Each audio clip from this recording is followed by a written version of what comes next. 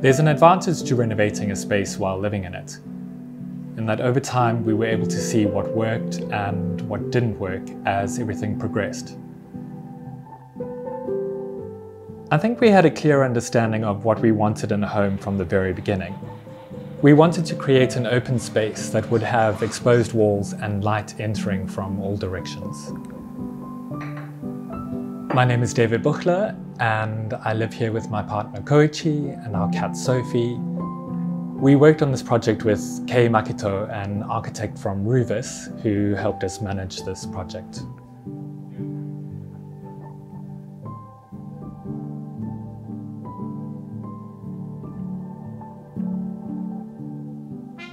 If you're a fan of this Never Too Small episode, our new book is perfect for you.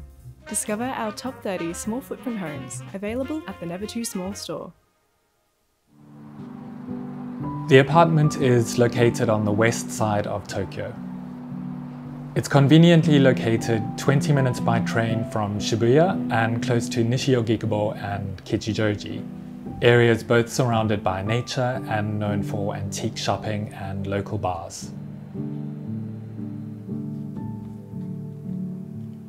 We were living in the apartment when we started renovating it ourselves. Most of our weekends and holidays were spent removing the walls, which separated the bedrooms. The apartment is a mixture of different materials. We wanted a very industrial space, but also a bit of color, a few natural elements. When we found this apartment, it had been renovated 2 years before and had a passageway that ran from the entrance through to a central kitchen and living room area. The ceilings in older Japanese apartments such as this one tend to be quite low. We were able to recover a bit more height by removing all of the ceiling boards. There were 3 separate bedrooms, a small unit bath with a separate toilet. There were also 3 small balconies, which allowed in significant light. We started by removing all the walls, which divided the bedrooms. The kitchen was originally located in the middle of the apartment, and we moved it to a corner under a large window.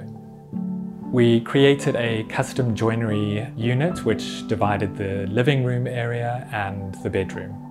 We switched the toilet and the laundry spaces. The toilet is now integrated into the bathroom, and the washing machine has its own separate space. The building was constructed in 1972. There are 10 floors, and we live in an apartment on the 7th floor. The entrance opens into a genkan, a space at the front door of every Japanese home where people take off their shoes and then step into the inside of the home. We placed a narrow shelf above the door. There are stacked crates where we can place the shoes we wear daily. From the genkan, there is a step into the apartment. The lights we used for the entrance are downlights, originally meant to be installed in ceiling boards, but we decided to leave them exposed to match the atmosphere of the rest of the apartment. The original genkan was demarcated clearly by being on a different lower level to the rest of the apartment. There was an old post box which wasn't functional anymore, so we removed it and now have a small space to decorate with little items. The kitchen has all the functionality of a regular kitchen. We chose a steel kitchen unit which is raised off the floor because we wanted something that was simple and easy to clean. As most Japanese kitchen units are significantly lower in height, we custom made this unit from Ikea, which allowed us to raise the height which best suited us. It has a large sink and a 4-burner gas stove. On this side of the kitchen, next to the sink, there is a hanging metal shelf from hay. This stores our cups, glasses and plates. The old medical trolley, which holds some glasses and other kitchen items, can be easily wheeled around and is the perfect drinks trolley when entertaining. The single lamp that hangs above the kitchen unit offers just enough light in the evening and can be positioned in any direction.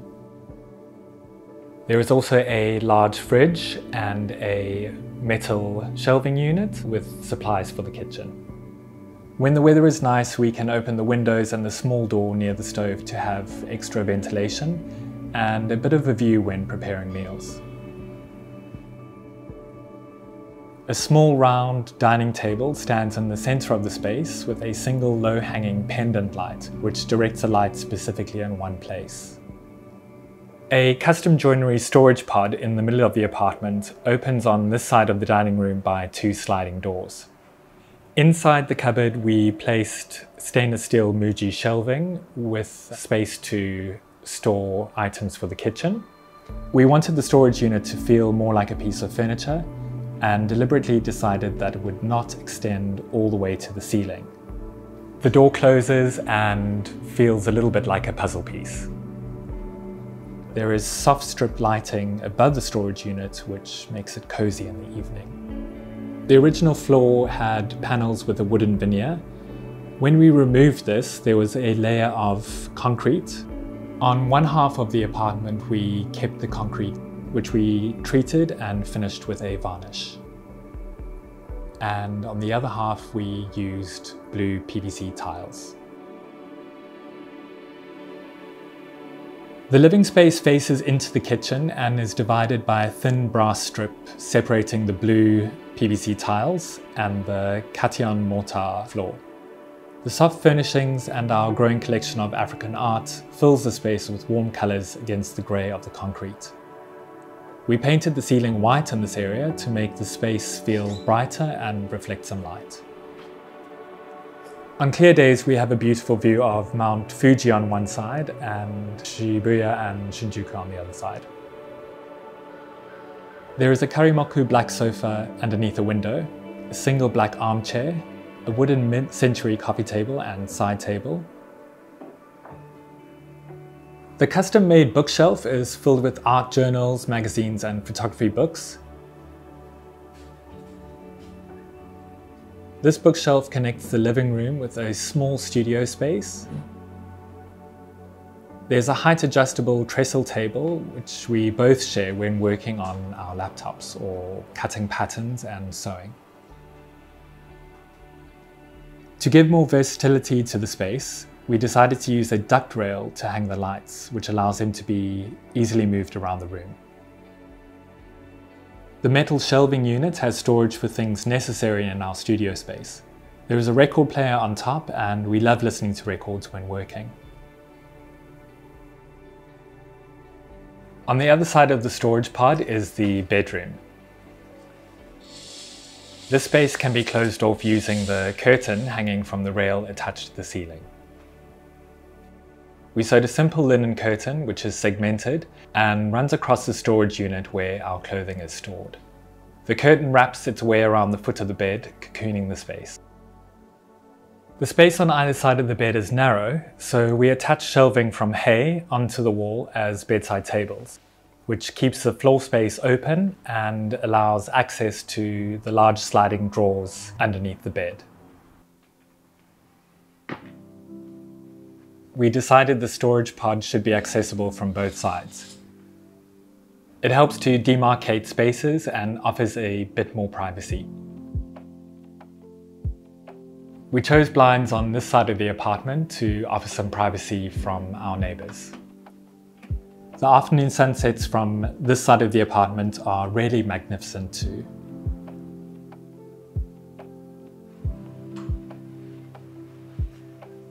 The bathroom is close to the entrance of the apartment. A large galvanized steel door slides across for privacy. There is a sink with exposed piping and a mirrored medicine cabinet above. The floors and walls are painted in a colour called eraser pink with an eggshell finish. We both loved the damaged nature of the wall in certain areas, and the wooden floorboard was cut precisely around it to kind of bring attention to the beauty of imperfections, adding a unique touch. Here we wanted a clean white walled space with a glass door to allow as much light in from the small window into the rest of the bathroom. The Panasonic shower and bath unit is very typical of most Japanese homes. We're lucky enough to have a window, which is lovely to open in the summer when taking a bath. It also allows some light into the rest of the bathroom. The toilet was originally housed in a separate room next to the bathroom, a space which we completely opened up and placed a washing machine and laundry supplies inside. In a small space, everything is amplified. You know, spaces are a lot smaller here in Japan. Carefully and accurately crafting details in both design and construction is essential. For example, how many millimeters should be used for the floor baseboards, how should the wiring be organized, etc. And also opening up the ceiling to add extra space. Thanks for watching, and if you're an architect or designer with a project we could feature, please share it with us at nevertoosmall.com/submissions.